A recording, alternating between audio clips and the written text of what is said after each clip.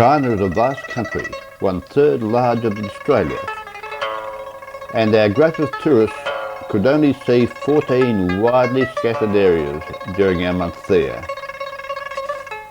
We are now in the Yangtze River Delta and about to leave Suzhou on the long train trip south to Hangzhou.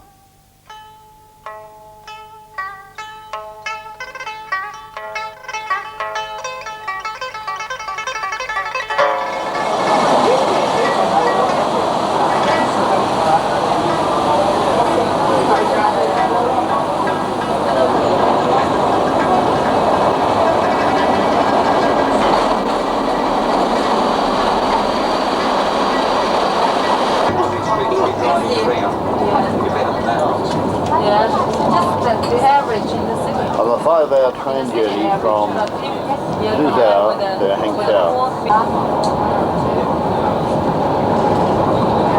This is what we used to be. No, we used to be trains like this, but then they be about last December. We have a 10-minute stop at Shanghai on the way.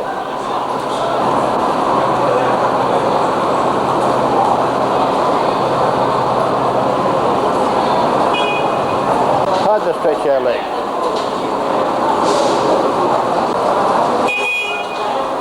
It'll be 9 o'clock before we get to Hangzhou.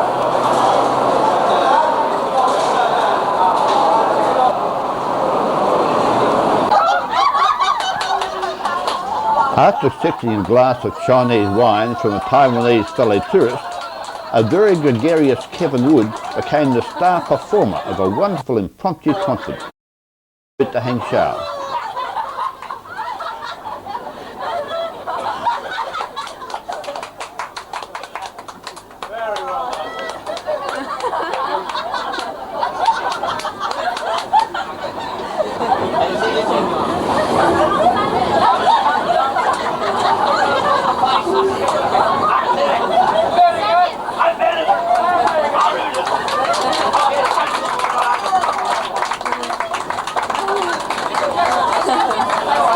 It was very good fun. Well done, Kevin. Really wonderful.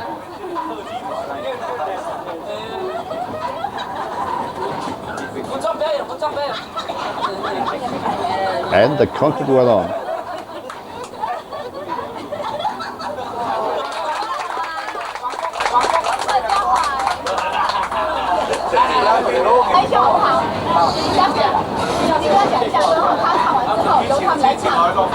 Okay.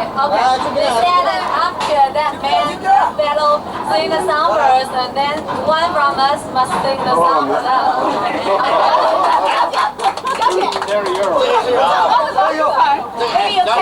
If you cannot sing the song for them, and then you must drink the Chinese.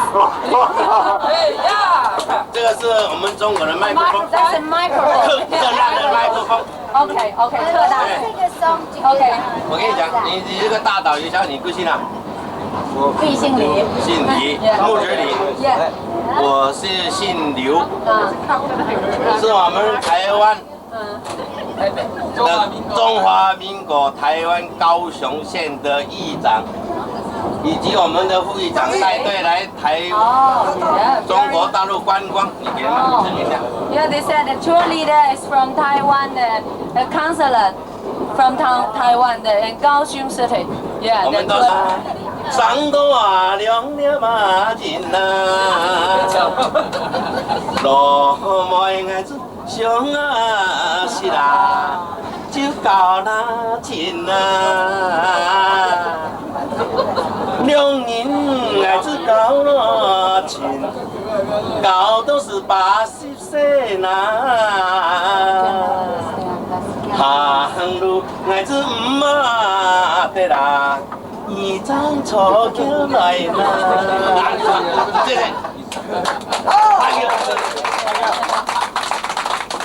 让你唱听懂吗？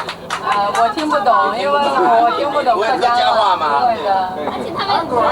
Okay, one from us. All sing together.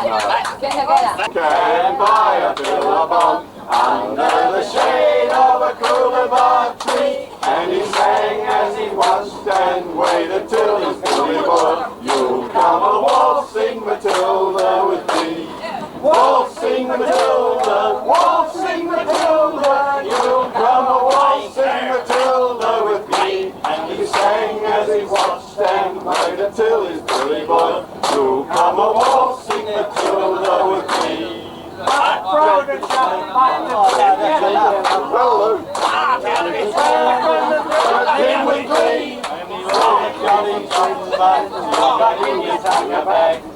come a waltzing Matilda with me.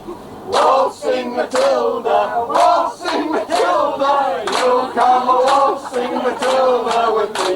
And he sang as he watched and like me, he's gonna beg a woman, come a waltzing Matilda with me.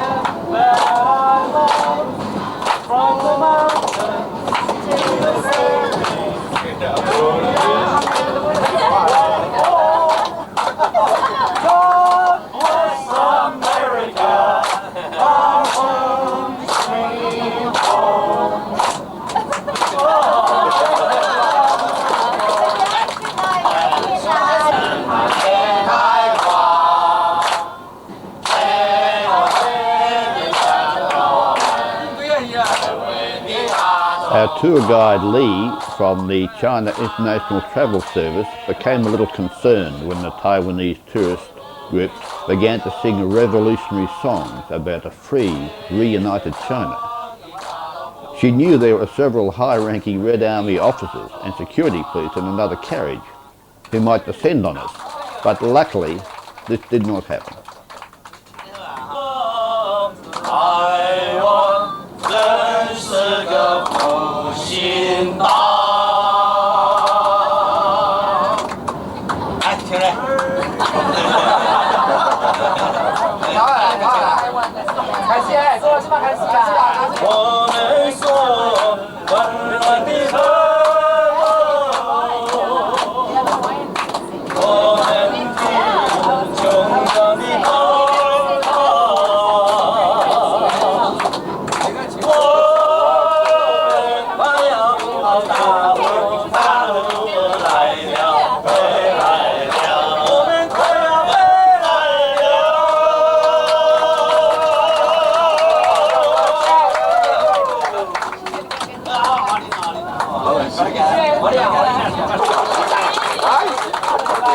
Then came the perfect finale.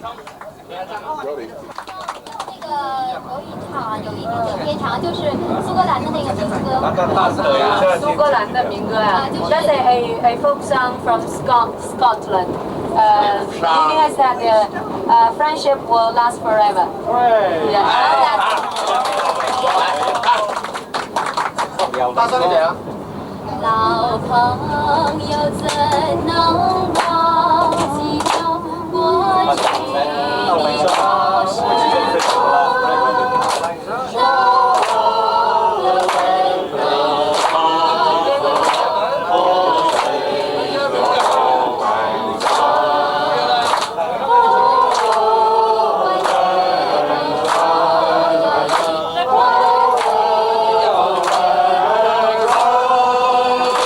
We'll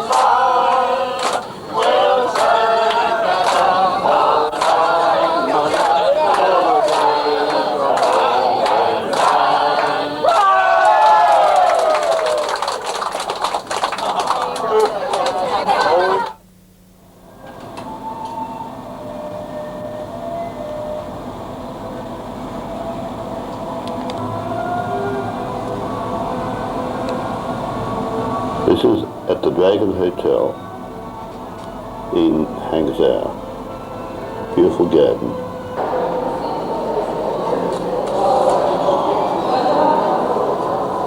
That must be the hens, that must be the males, see? The males are colourful. Three on the left.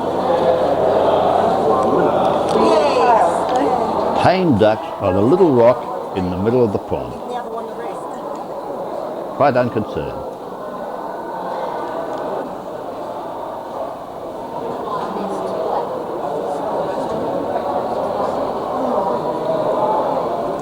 That's the biggest, too. It was a magnificent Chinese garden in this hotel in the middle of this large and crowded city.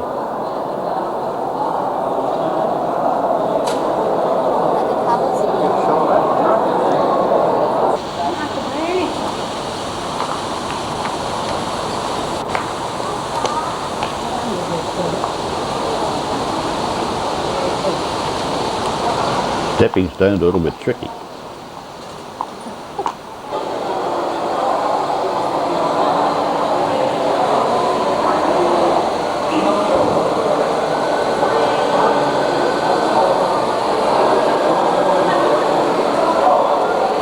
This is our beautiful Dragon Hotel in Hangzhou.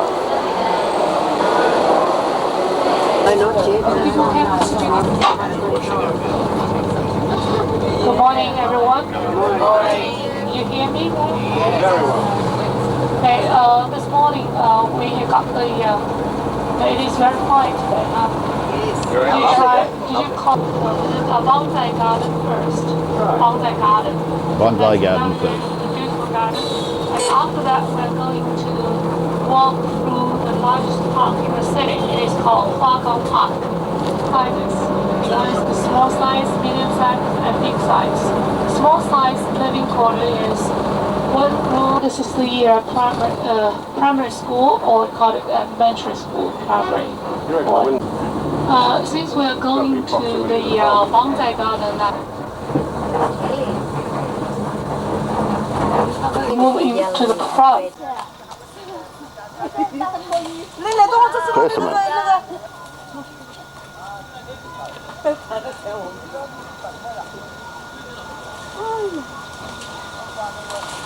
The bonsai garden. Let's try the Yanggtze. 100-year-old bonsai tree. A petrified stump of the original tree from which the 500-year-old adjacent bonsai has grown.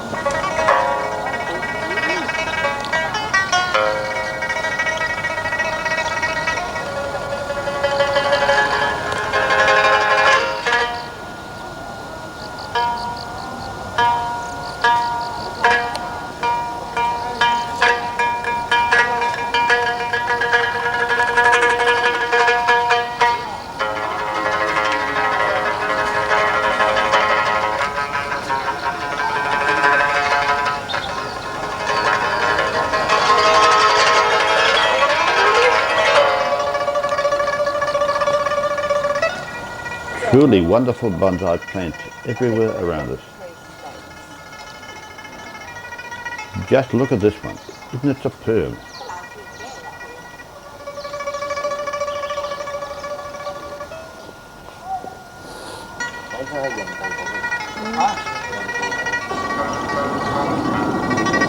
This is the bonsai plant nursery.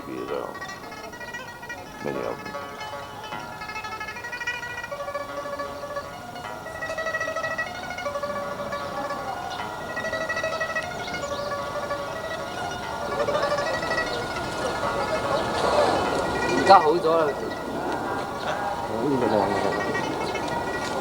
This lotus garden. Unfortunately, all the flowers have now gone. it's out of season. 差不多高点表，差一差。好了，表现的，好了，这个都给自己。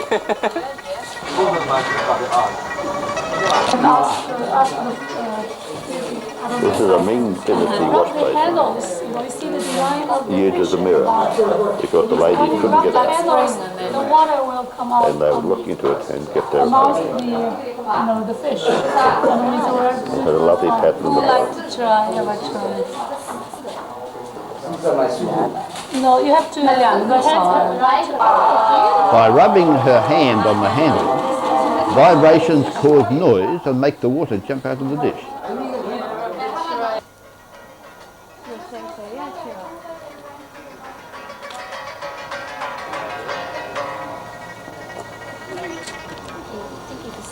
You will.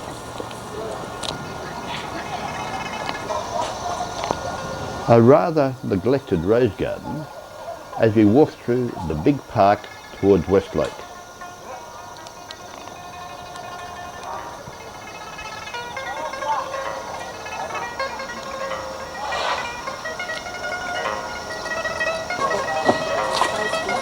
Into the coach briefly. We call this lake West Lake for two reasons. The first reason it lies to the west part of the city. And the second reason is that in ancient time, there is a beautiful girl living in this area. She was very, very beautiful when she was downcast. True to the lake is always beautiful in different kind of weather, no matter in rain, in sunshine, or in mist. So in ancient time, the poets compared the lake with a beautiful girl. Watching the goldfish park.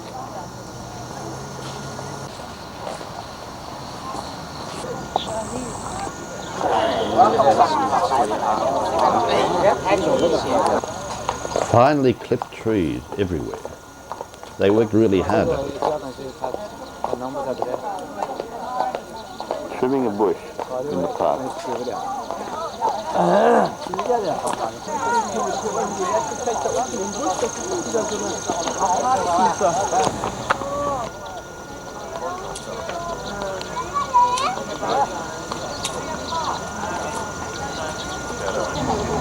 It looks far better without the people. Pathway apparently is ideally placed to match the shadow of the tree at 3 o'clock in the afternoon on the shortest day. At 3 in the afternoon. Precisely.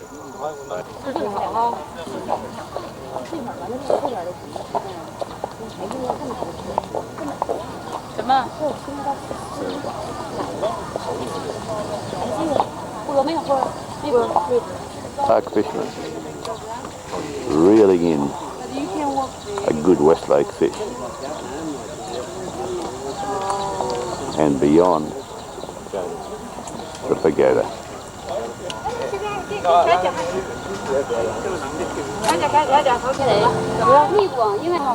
This name is given by the emperor when he came here in 1700.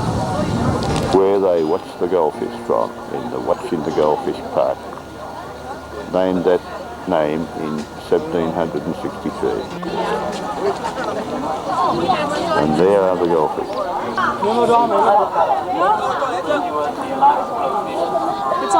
Just masses of goldfish everywhere one looks. Being fed by the visiting people, of course, and they are certainly used to it.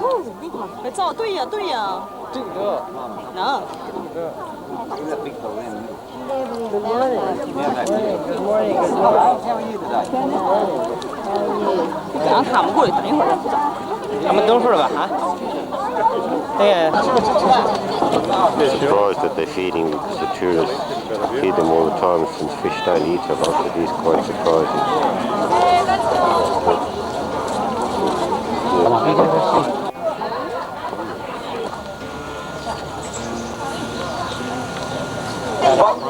Yeah, my wife. Now onto a boat to go across to another harbour.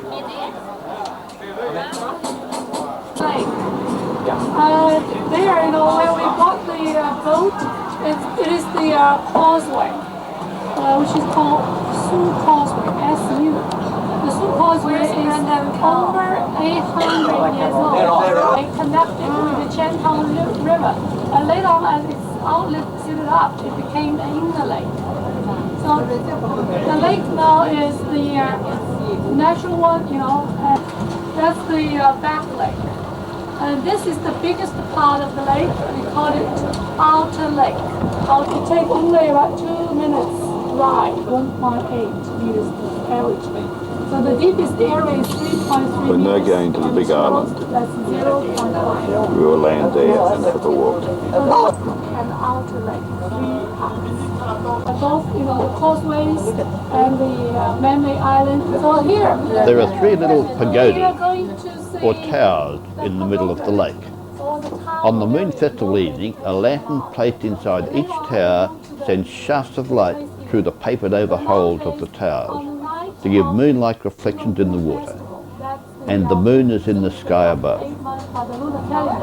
So sometimes in September and sometimes in October. So this year will be the October 3rd. I put the candle inside each tower and then cover the holes with the transparent paper. When the real moon is clear in the sky, the candle light will be reflected on the lake. Each tower has 5 holes around it, so 3 have 15. 3 towers reflecting the moon, or 3 pools during the moon.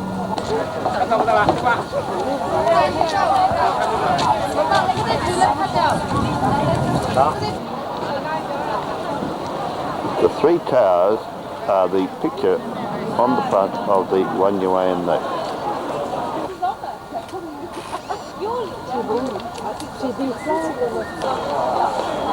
The island is a maze of raised walkways, linking rocky islets covered by shady pavilions, with water lily and lotus ponds in between.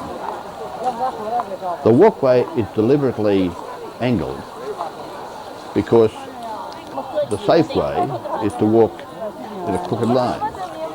The bad spirits travel in straight lines.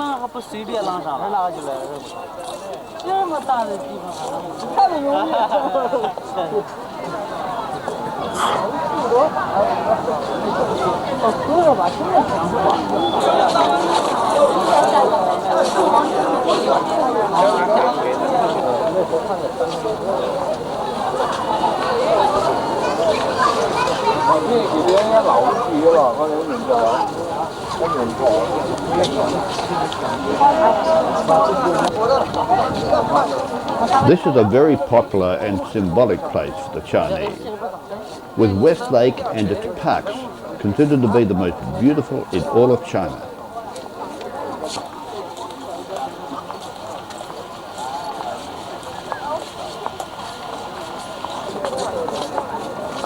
Always work to do, cleaning up rubbish in the ponds, which are kept quite immaculately.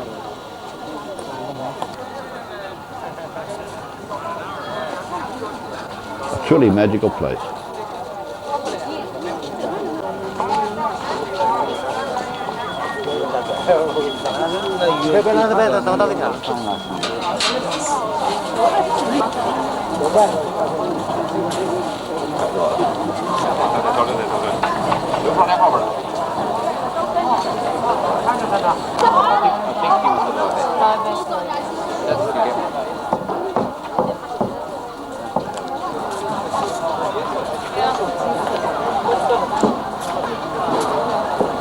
We are now right across to the other side of the island and about to board another boat to travel to the other side of West Lake. Our 2 coach has gone on ahead, we hope, right around the large lake and should be waiting for us on the other side.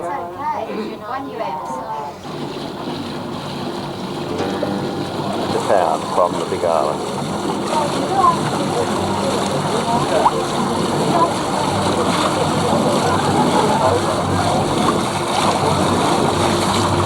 And that's downtown. West Lake is a very large lake, surrounded by quite high mountains.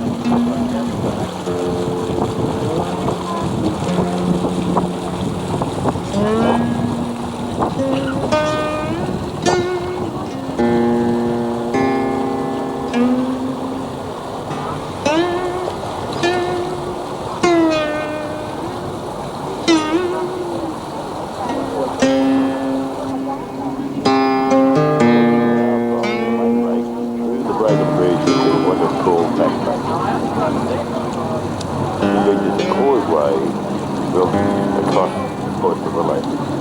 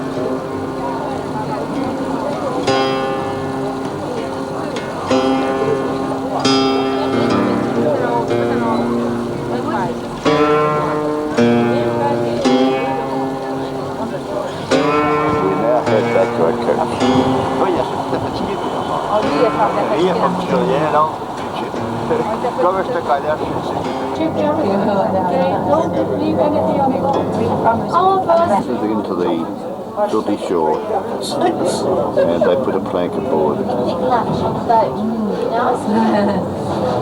And they can boil in, right on the boat.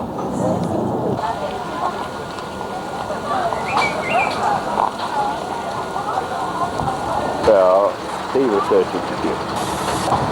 Dragon will take. To have a cup of their special tea. First we're going to have a good look at the tea plantation itself. These are all the tea bushes and also the forest views in some of the the tiny, the white tiny.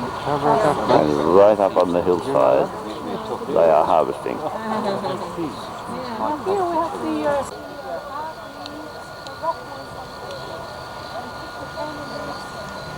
Tender leaves are picked, and picked in pairs, so that they also pick the bud.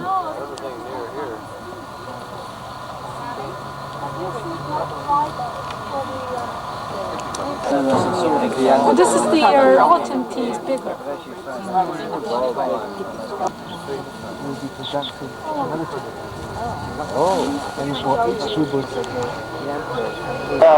Having a coffee sip of Chinese autumn tea.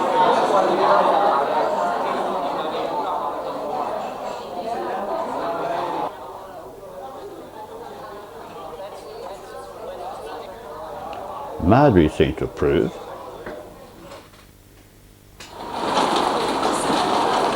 We now visit a modern mechanised silk factory.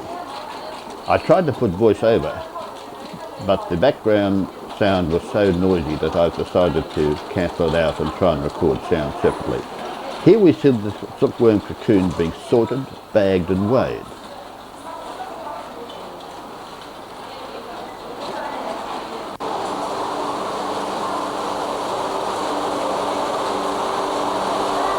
They now go on to where the cocoons are soaked in hot water to soften the glue, and then mechanically the starting threads of each cocoon is tapped out or teased out from the cocoon using this rotating machine. It really works. Look at it, dragging out the starting threads from a whole lot of separate silkworm cocoons. Then the lead threads are gathered up by the operators to combine the very fine threads from a number of cocoons to weave one strong thread. We saw a far more primitive factory doing this in Suzhou, where, without mechanisation, it was easier to see how the individual threads were first separated from the cocoons and then combined to form a stronger and heavier silk thread suitable for weaving silk cloth. This is a far more mechanised operation for mass production of high quality silk thread and turning it into the finished fabric, as we will see.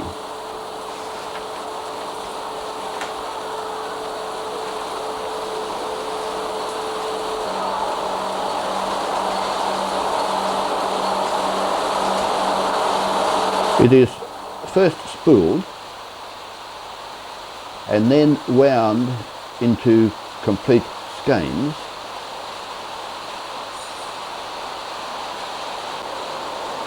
where it is stored before going through to be tied into individual skeins, where of course some of it is rejected and bagged for reworking later.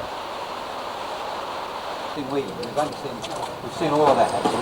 Now off to see the fitting side of silk manufacture.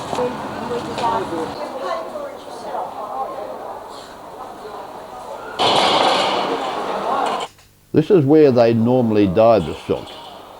As a mass production operation, the silk is laid out on a long table and a travelling screen, printing plate moving along, and they print strips as it goes.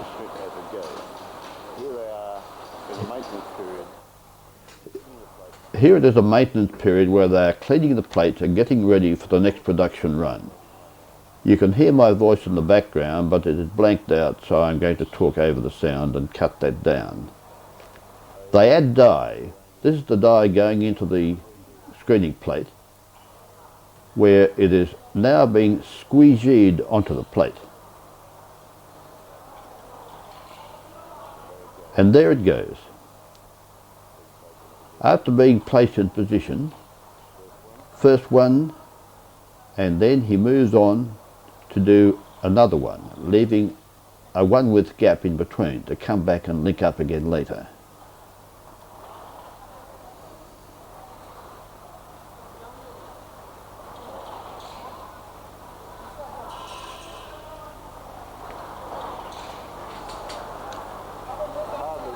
This is hardly mass production, but certainly it is faster than doing individual pieces of silk.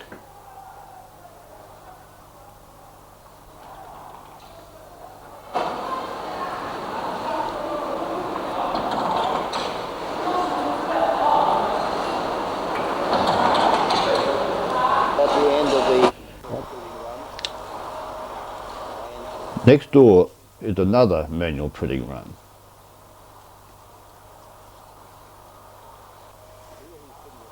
And here he's putting on a second colour.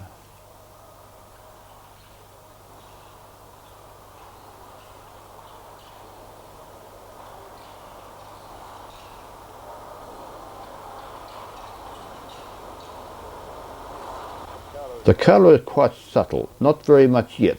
They will add more and more and more colours as the line goes on.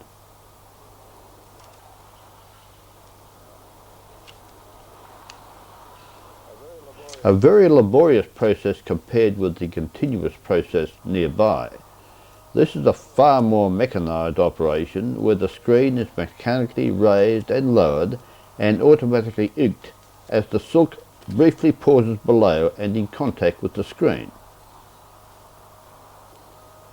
Up comes the screen and the strip of silk moves on to the next screen. Again, inked. Up comes the screen and the silk moves on.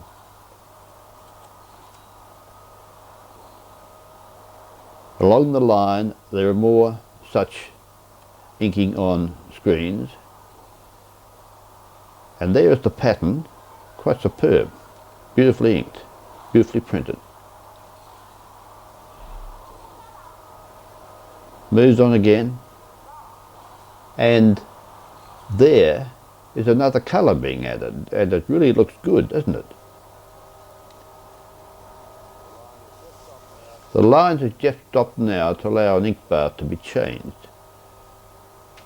But very soon it's up and away again. There it goes.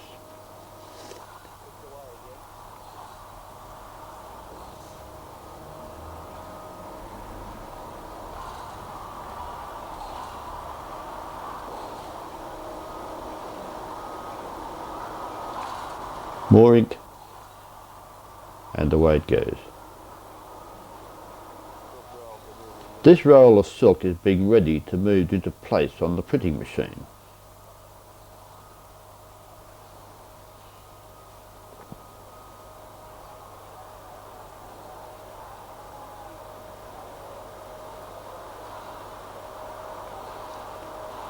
This is ready dyed silk, waiting to have design printed over it. In the room next door, they are spooling the already printed silk.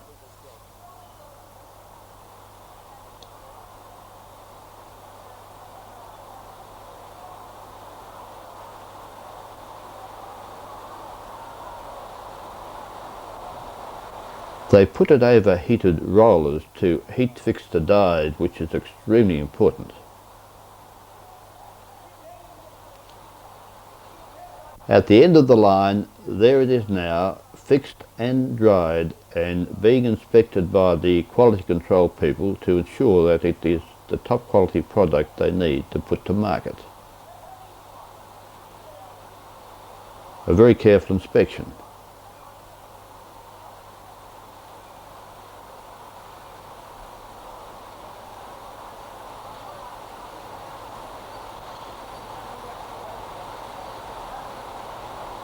And Marjorie runs her eye over it too. It certainly looks good. It really is a superb product.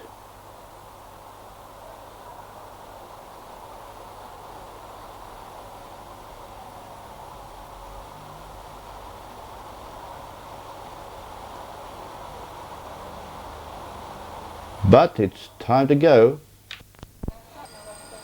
But first, of course, shop. I'm pleased the money coming back to Australia.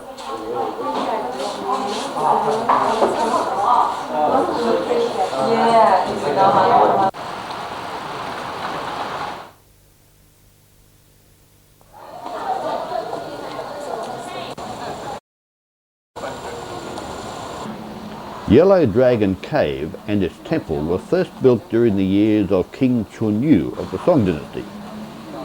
Due to the renovations through the ages, it has now become one of the most celebrated gardens of Westlake. Luxuriant bamboos and springs with exceptionally clear water can be seen everywhere, and bell tolls linger in the air.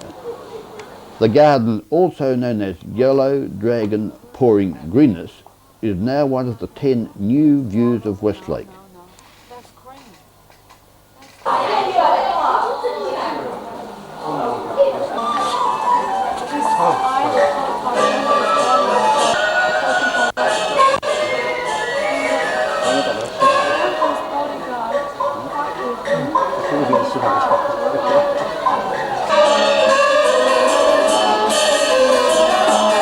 In the rotunda, wonderful music.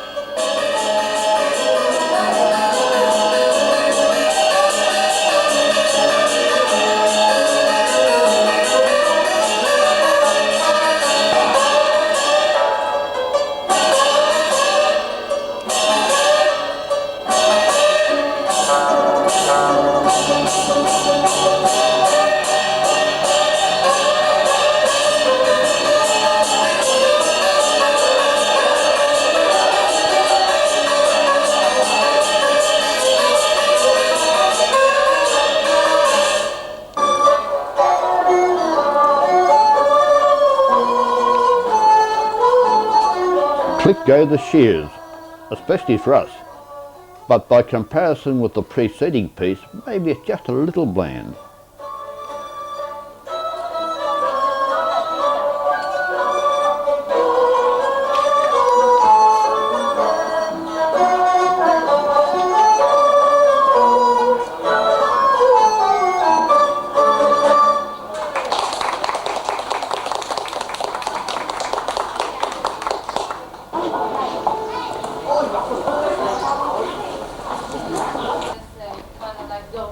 A grove of very special, as you will see, A small bamboo.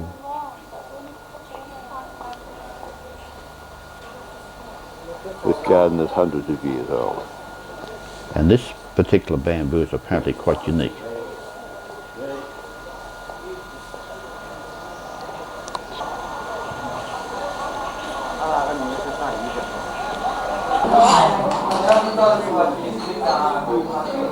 Afternoon tea time. Green Chinese tea, of course.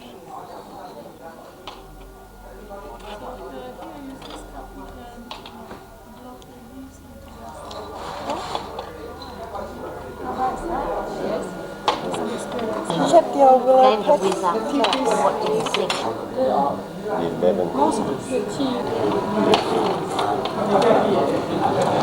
你放这多放两个，他们。 We're now going to see Chinese opera.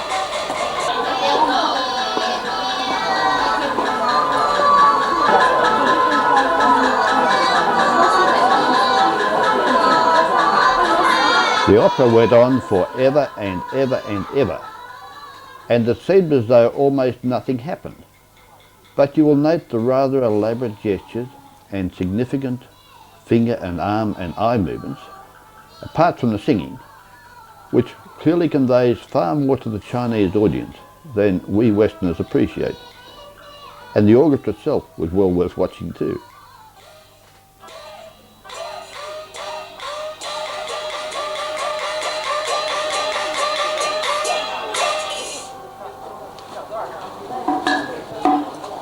This is a change of scene. They intersperse the acts in this manner. Quite interesting.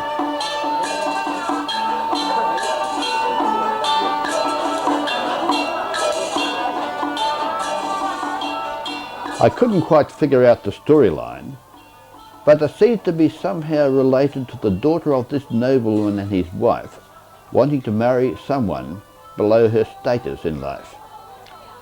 And most of the action in the opera revolves around the daughter trying to convince the nobleman, played of course by a woman, walking on thick-soled shoes to gain height, which is traditional in Chinese opera. You will see very prolonged discussions between the nobleman and his wife about the daughter, and never-ending pleading by the daughter, using all her wiles, not only with her father but also with her mother, to intercede on her behalf with her father.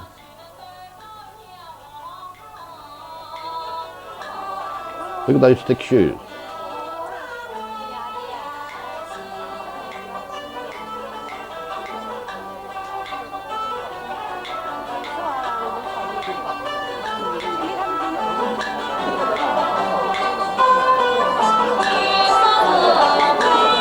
Look at them there as he sits down.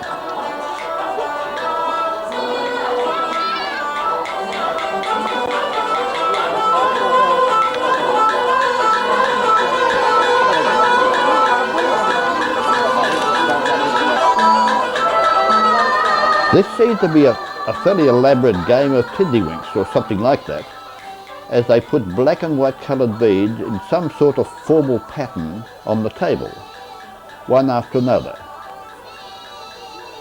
She has the white, he has the black.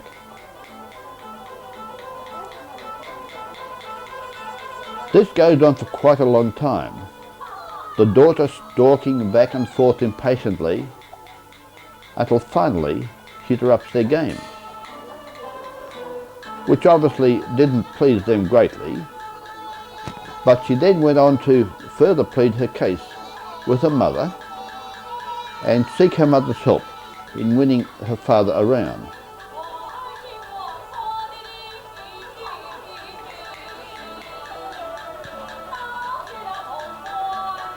He was firm in rejecting her entreaties.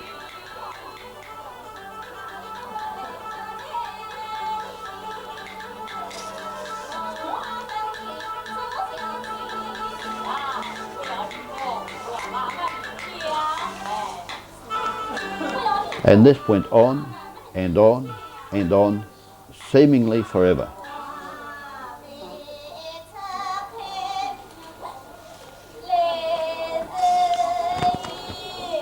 There are long songs addressed to the audience, explaining what is happening. But of course, without command of the language, we couldn't make anything at all of most of this, although the gestures tended to convey the story. Some quite elaborate tears and entreaties by the daughter are very stylized. But obviously, this is part of the appeal of Chinese opera to the audience, who all stood attentively, but talking about the action rather noisily in the background, for many hours of this open-air opera in the park.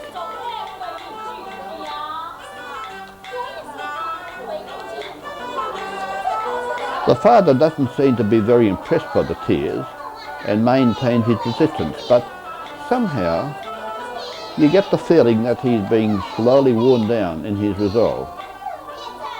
After all, the two women pleading together makes the going a little tough.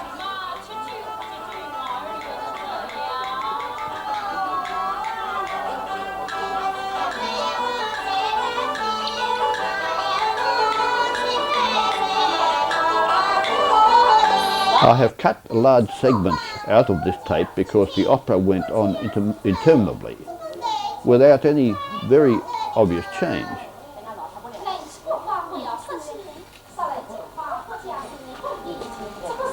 More explanations for the benefit of the audience, I think.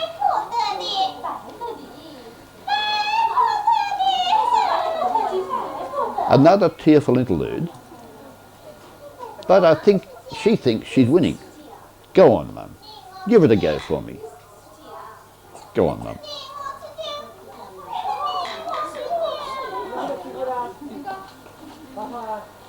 Away she goes.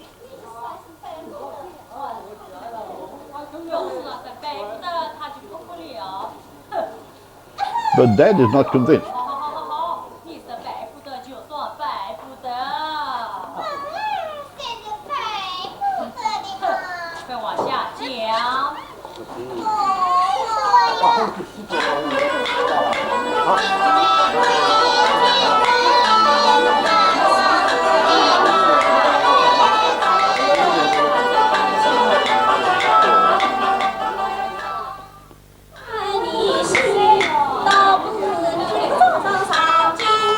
An hour later, nothing much has happened, but somehow I sensed some change in the atmosphere. She seemed a little happier than she was.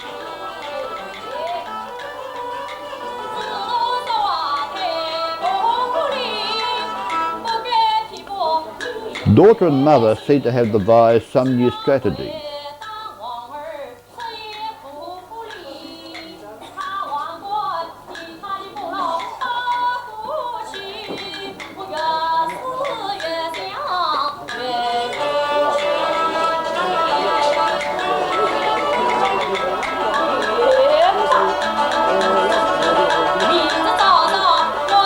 More entreaties from Mum.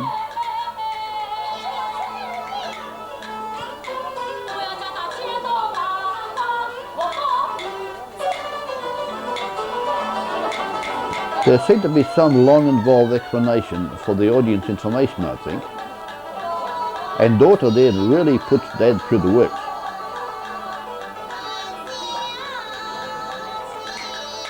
But he seems to be holding out.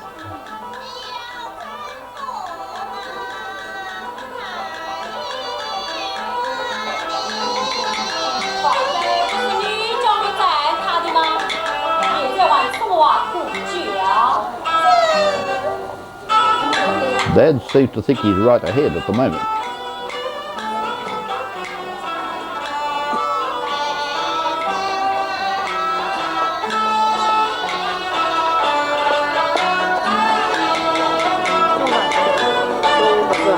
But maybe he just looks a trifle undecided and possibly wilting a little under the pressure. You really reach a stage where you wish they were sorted all out. The suspense is killing me.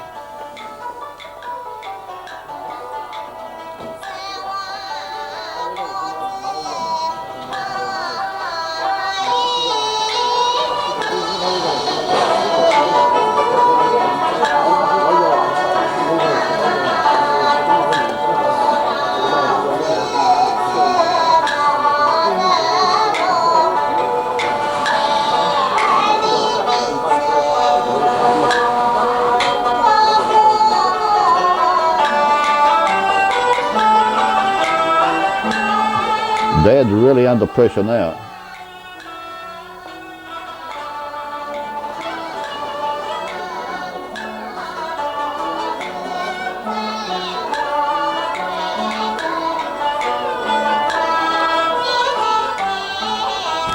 Just look at the subtlety of those finger movements and gestures.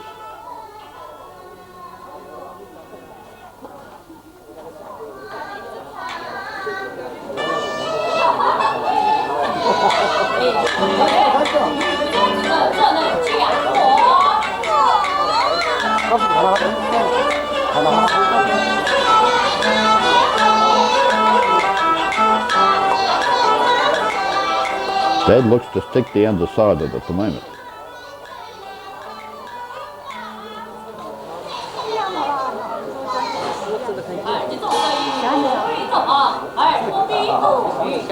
It looks as though something is happening, judging by Dad's gestures. But then some very sad singing from the daughter. I wonder what it all means.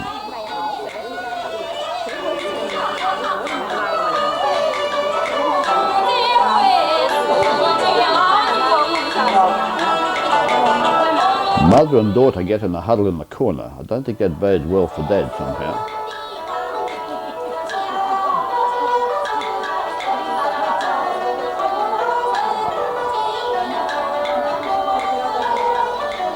A change of scene, but it seems we're back to going around in circles again.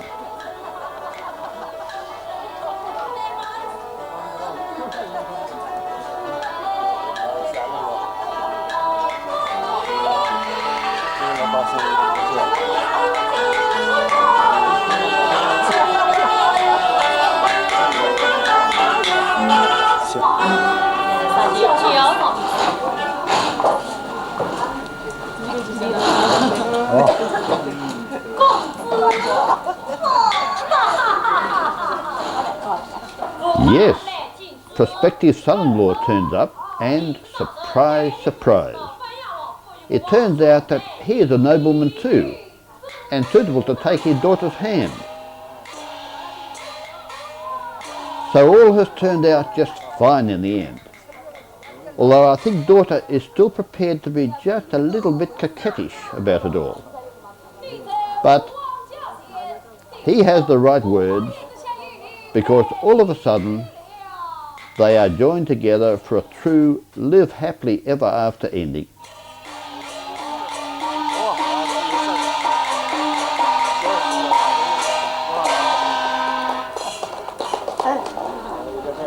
But somehow it almost seemed to be a bit of an ordeal and good to have it over, although it was certainly most interesting to see. Taxi! I've got a feeling that mightn't be the most comfortable way to travel. Margie seems a bit doubtful. And it's at least 3 sizes too small for Peter, the big Australian.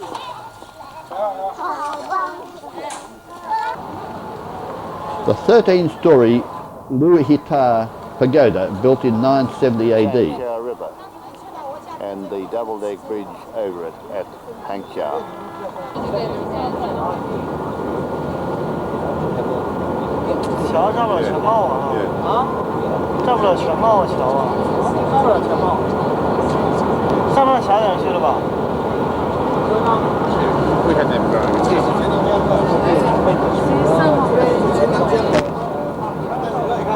Now back to our hotel,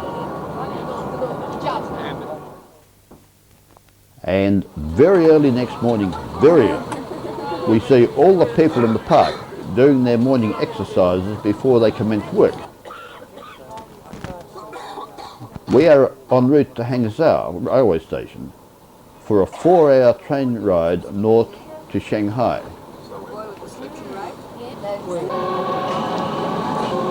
A fascinating trip as we leave the early morning mists of Hangzhou, travelling alongside one of the many waterways in this part of the Yangtze Delta.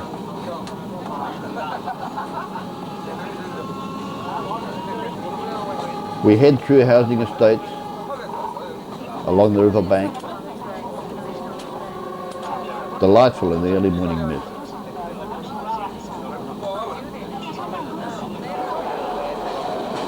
Lots of people waiting to cross the railway line.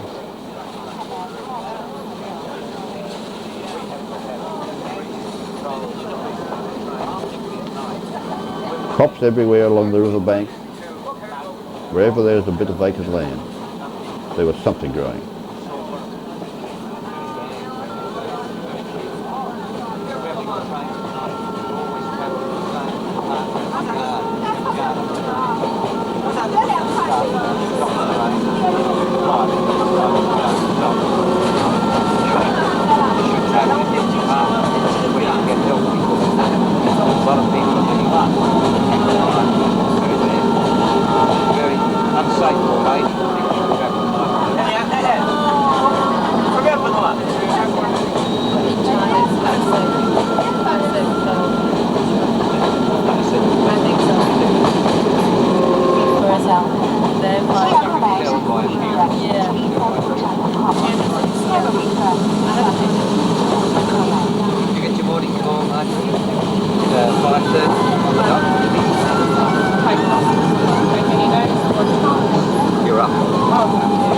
We are gradually moving out of town and the industrialised areas. That fenced area is probably some sort of commune.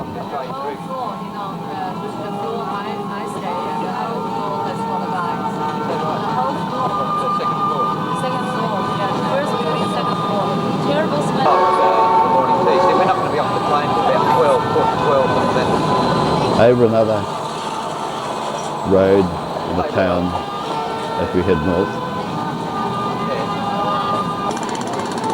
and a waterway carrying traffic. Everywhere in this part of China there is water, part of the vast Yangtze Delta system.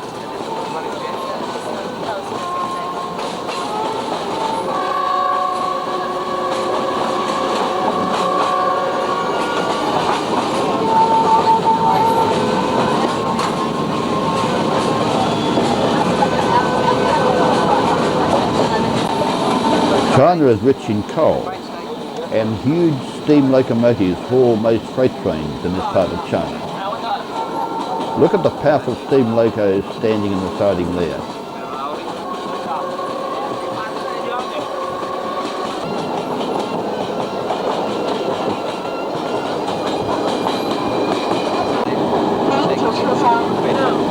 Vast fields of rice, wherever one looks, in this extraordinarily fertile country.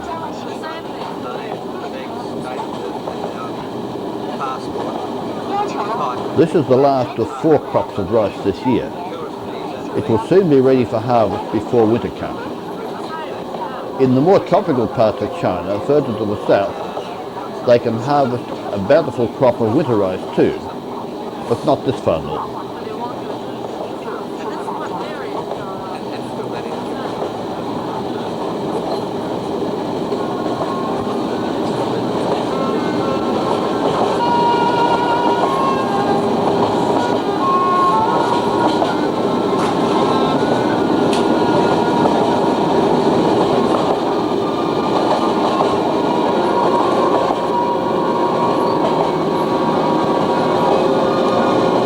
The Yangtze Delta is one of the most heavily farmed areas on Earth. Despite the major industry and housing, there are vast fertile croplands stretching over the landscape to the horizon.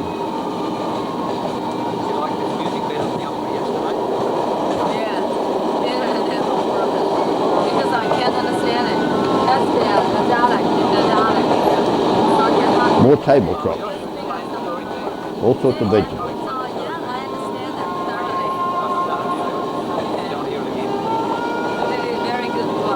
You'll note that the housing adjoining these fields is quite good. The Chinese farmer is now allowed to sell a portion of his crop on the open market after he has met the requirements of the central government. And of course, that has made him relatively wealthy in Chinese eyes. And the town dweller now regards him as the wealthy landlord again and envies his much better housing and lifestyle.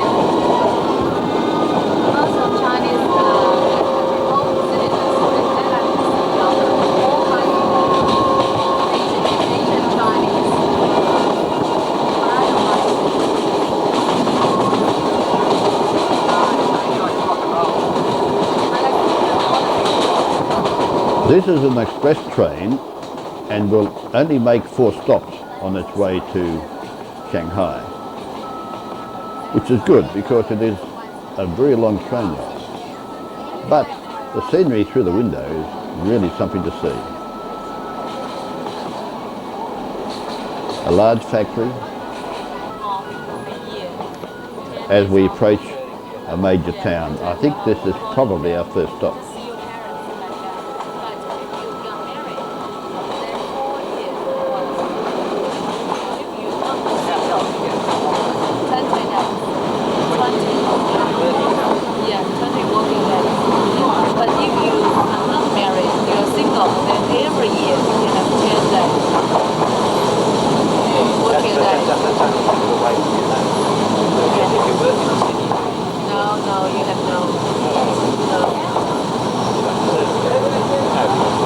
We're stopping here.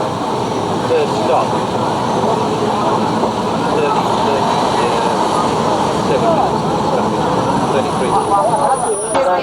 Japanese. We're away again after our first stop on the way to Shanghai.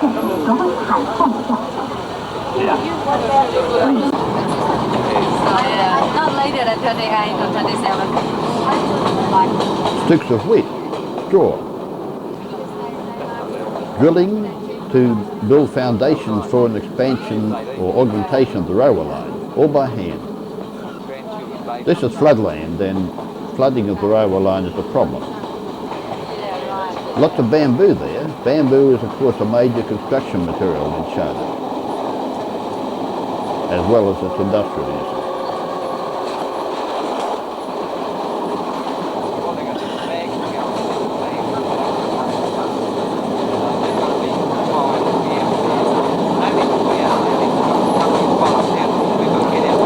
Again, vast fields of rice and other crops, maybe winter wheat, I think, in places.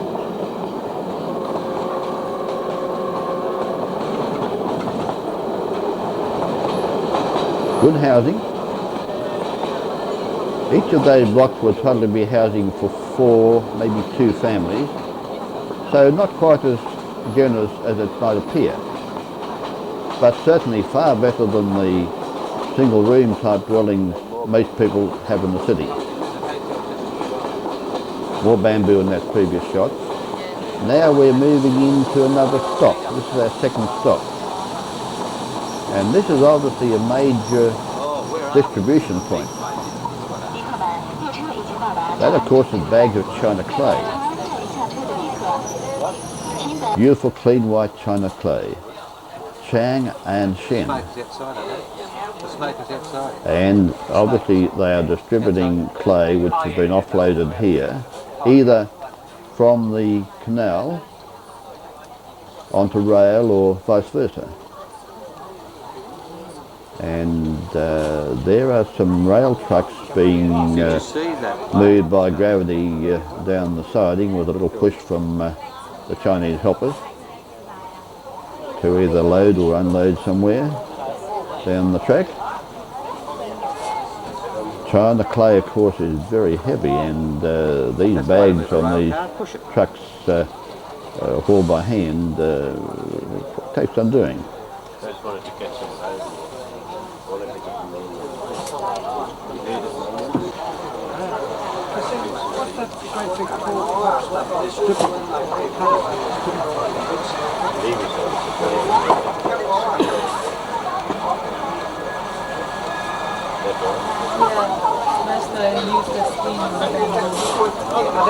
There goes a load down the platform. And another one. And one on top of the other one, another one on top of it. A little unstable, I think. And another one on top of that, and they're going down and And I think he's decided to rearrange it a little, soft air, compact air. rather than lose it all on the platform. He wouldn't be very popular if he did that. She's giving him around to the kitchen. She's telling him. In fact, there's a lady doing cleaning up, and she's rousing on the men to the left of the picture for causing spillage, which she's cleaning up with that shovel there. Rousing on them.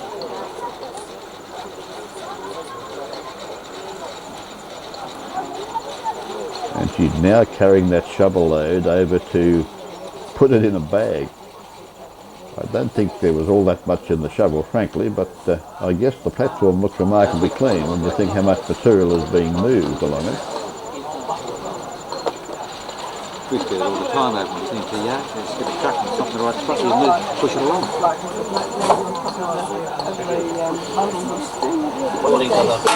Not everyone is working hard.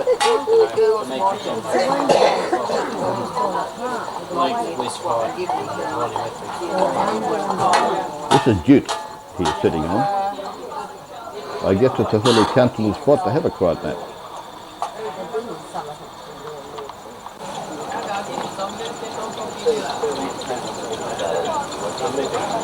Quite a hive of activity.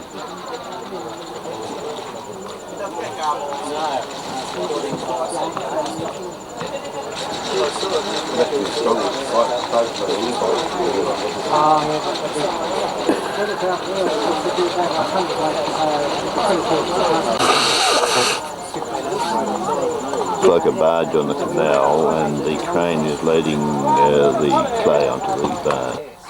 They wouldn't do that. More jute. Lots of it being loaded onto the hand truck to be hauled along the track somewhere. And here's jute and timber at the rail crossing as we move out. More railway embankment work.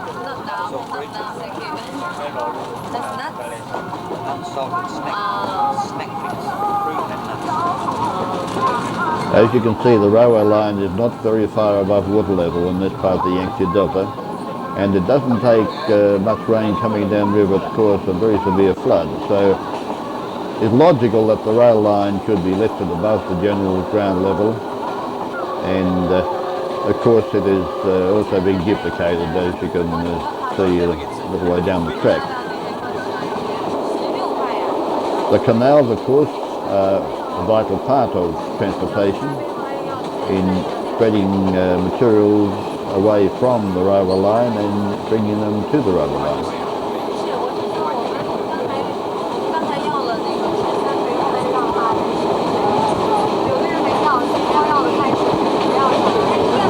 Vast fields of rice.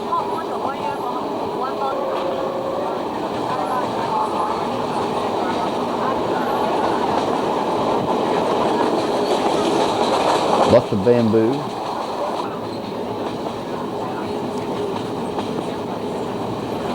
More modest housing. And another stop.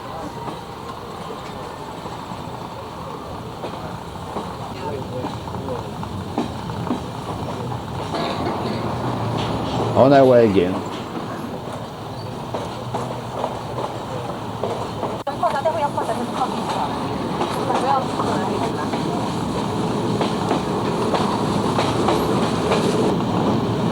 The countryside is now getting a little more crowded as we get closer to Shanghai and the focal point of the whole activity in the Yangtze Delta. Yes, they are certainly large canal boats trading there. With rice, apparently, and more activity in the canals and waterways.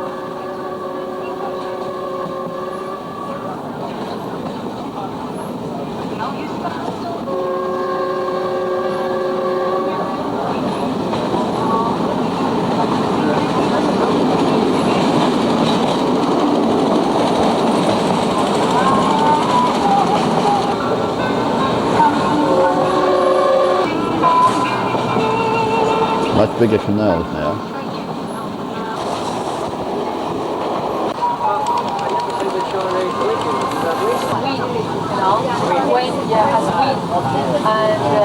More rail embankment work. Not too many machines. Coolies are cheaper and more plentiful. That's a major bridge on the railway embankment.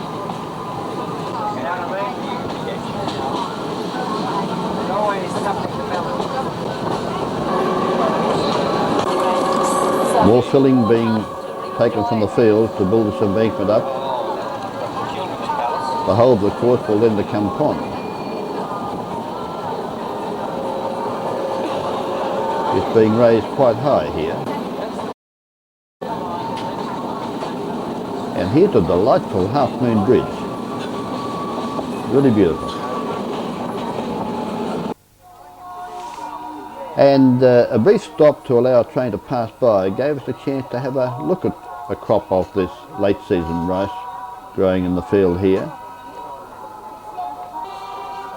And there are the workers in the field and going through the walkway, the passageway through the field.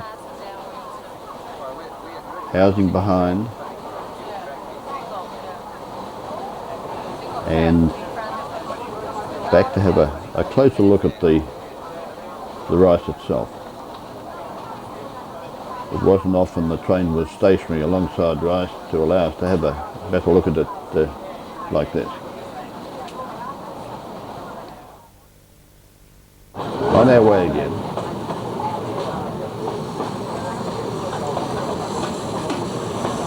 More work on the railway line.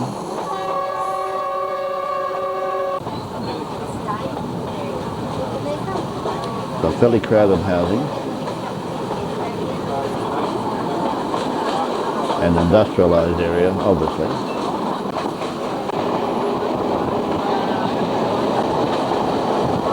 Industrial estate. Songyang, and we have an hour and a quarter to go. That gives us a chance to look at the picture on the wall of our carriage of the bridge across the river at Hangzhou, and on the seat below Lee, our guide from China International Travel Service, with Perry Wagner from Australia. Perry is ribbing Lee about the photo in her passport. Yeah, this year. Yeah, right. That's an old photo. Let's have a look, right? Yeah, we saw that one. Yeah, we saw that one. That's the one we went to. And they then discussed our China handbook illustration of the varied pagodas we'd seen during our travels in China. Big goose Big pagoda. wild goose.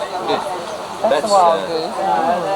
I remember that one. We don't see there the... Lee travelled all around China with us for the whole of our trip and was a fund of information to guide our ways.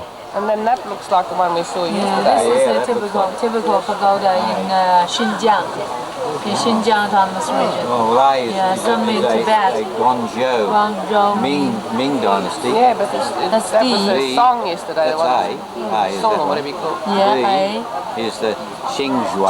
Zhengzhou, Songshan, 6th century. And C, Xi'an. Yeah, right. No, Xi'an. Say Xi'an. Really? It's Yeah, Xi'an. it says Xi'an, Tang Dynasty, that Yeah, one. yeah. And D, any number of dynasties and places. Yeah. And then And the Yi, Xi'an also. Yeah. But This is the train we had to wait for. Here we go. 300 kilometers. Around. that's the problem. We got all the way, you know. Haystacks. Tried to get that train out of good people. Didn't know if it was train that day. I don't know what the train goes. Hangzhou. Next station. 青岛跑跑经各级驻法执行为了保持市区的跑道。 This is an interesting house on the field, more Dutch looking than Chinese.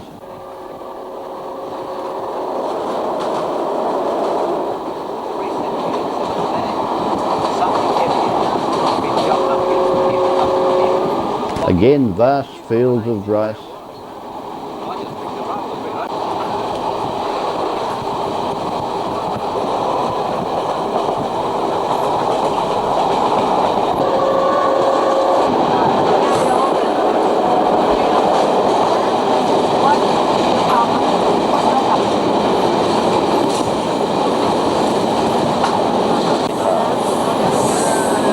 We're obviously now getting much closer to Shanghai.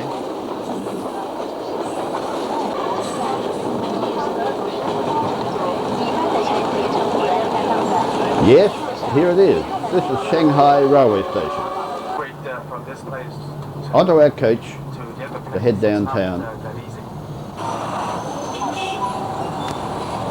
A very, very, very crowded city. The second largest in the world after Mexico City.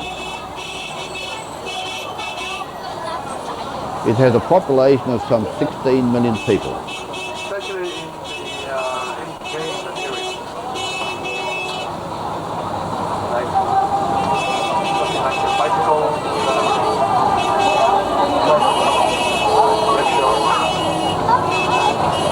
And it seemed like they could all be here. Without a horn, no traffic would move in Shanghai.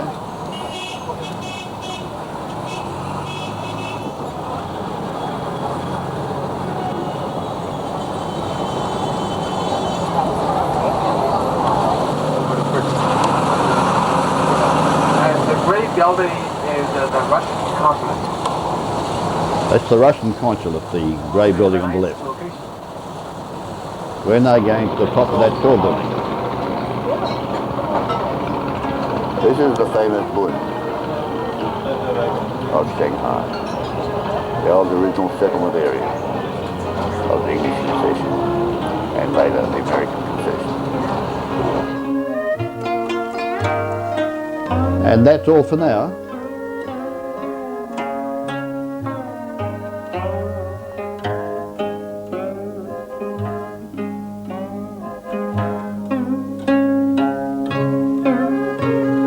Next, a tale of two cities, Shanghai and Hong Kong. An epilogue, the two famous European treaty ports of Old Cathay. But that's next time.